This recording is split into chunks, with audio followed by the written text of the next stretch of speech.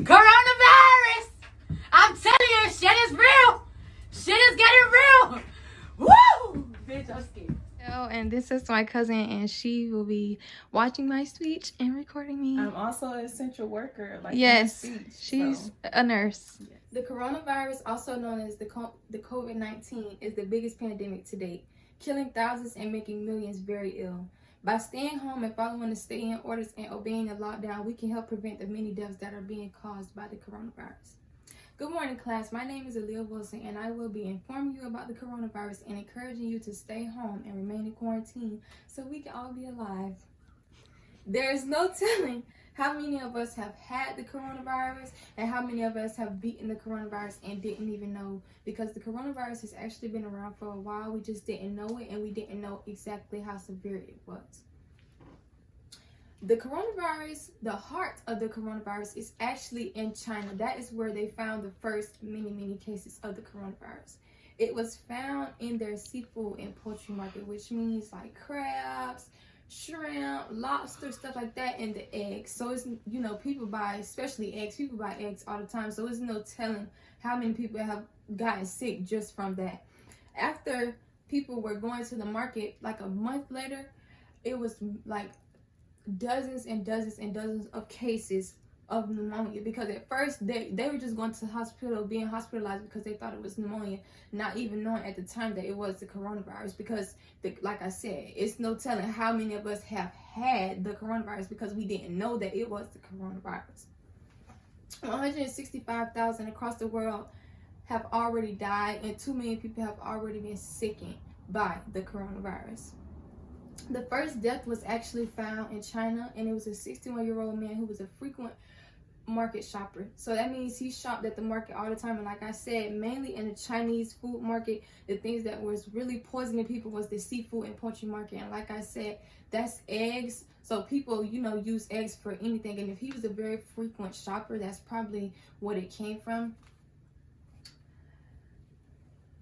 But his death did come at a bad time, because he died a couple days before a Chinese holiday, which means that a lot of tourists were probably coming in. So by the time that he died, they weren't really sure what the coronavirus was, but it was a very serious matter. On January 20th, cases were actually found in Japan, South Korea, and Thailand. There weren't many cases found, but because there were people traveling, there were cases here and there, and that's all you need basically for it to spread. The first case that was actually found in the United States was a day after they found cases in Japan, South Korea, and Thailand. It was a young man in his 30s, and he was traveling from Wuhan. He was returning from a trip, and he was feeling really bad symptoms. So he went to the hospital, and come to find out, he actually had the coronavirus. So after they found out about this young man having the coronavirus, and they found out how sick he was, they actually shut down all transportation from entering and leaving Wuhan. So nobody could come and nobody could leave, even if they were tourists and they were just there. They couldn't come or leave because they didn't want to risk anybody else getting it, especially because that's where the young man brought it from. But by the time they shut down the transportation, 17 people were already dead, and 70 people had already been infected with it by the time they shut the transportation down. So it's no telling how many other people that they didn't count had it already. The global health crisis. It was a public health emergency issued by the World Health Organization, because it was millions and thousands of new cases being found everywhere, stemming from 1 or 2 cases. So they issued an immediate public health emergency, which means basically that they wanted everyone to steer clear of traveling very far and traveling from different places that they weren't really supposed to be. They didn't necessarily shut down transportation at that moment, but they were just warning people that if you do move or something like that, and you are at risk of getting sick and catching the coronavirus. The Trump administration. On January 31st, Trump basically made Chinese travel restrictions, but he basically canceled all Chinese travel restrictions because he knew that it stemmed from China. He basically stopped everybody from coming and leaving, because like I said, even if they were a tourist or anything like that, they had to stay there because he didn't want to risk anybody getting it, because it only takes one person to give it to one person to give it to one person. Not everybody got it. On January 31st, also, he suspended any foreign travel. So that means if you are from any different country, any different place other than the United States, you are not allowed to leave or come in, period, no matter what. Even if they had plans, they had airplane tickets, they had family, you had to stay no matter if that is your home or not. You were basically in quarantine, on lockdown, because they suspended foreign travel. On February 4th, he gave his State of Union speech, and he stated that he vowed to protect Americans in any way possible. So if that meant that he had to shut down basically like the whole government and basically stop letting people enter and leave, that's just what he would have to do. He was going to take any kind of precaution or measure to make sure that we were protected as people.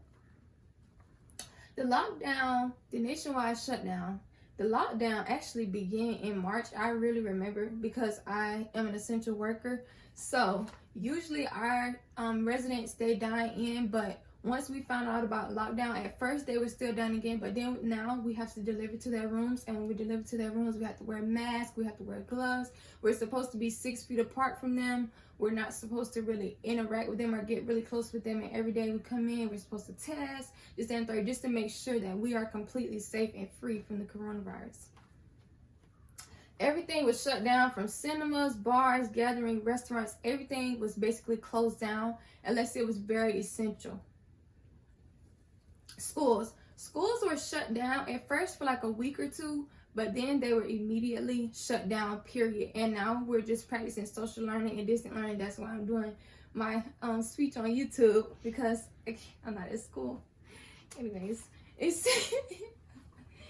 essential workers and errands are what we can basically do right now. So places like Walmart, CVS, Walgreens, places that are really, really needed, because we still have to eat, we still have to do certain things. But even then, I encourage you guys to wear masks. If you can, wear gloves. Try to be as snuggle as possible. Make sure after you do everything, you're washing your hands, because it's not about being too precautious. That's what you're supposed to do. You're supposed to be very precautious. And like I said, it's no telling how many people have the coronavirus and they don't know that they have it. So if you take all the precautions that you know that you can take, then that's less that you have to worry about catching it. Essential workers are the only people that are basically working right now. So like like nurses, people that work with older people, basically those are the only things that are kind of really open right now, like to physically go into.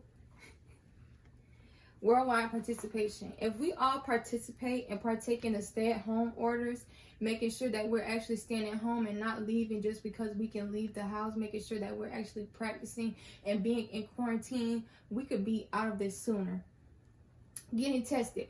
I don't think that you should run and get tested, but I feel like if you feel enough of the symptoms and you feel like you have the coronavirus, that it is very important that you go get tested, because you don't want to give it to someone, then give it to someone else, and it's just a domino effect.